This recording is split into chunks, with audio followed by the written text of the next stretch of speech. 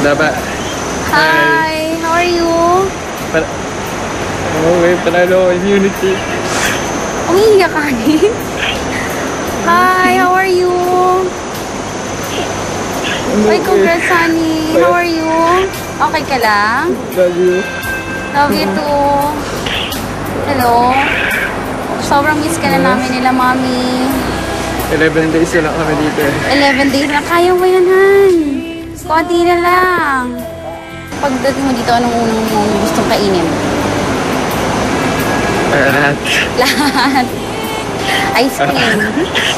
We're so proud of you. Sabi ni Mommy sa kanila ate, hello, and we're so proud of you and kayang-kaya mo yan.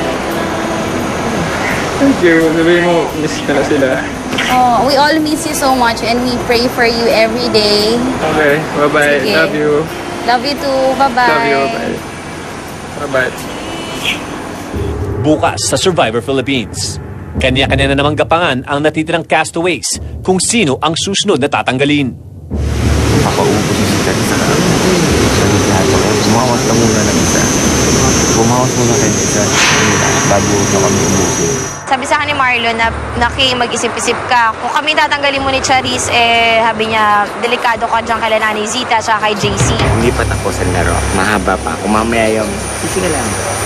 So in case if ever na malalagdag ako, eto, bibigay sa Rosita.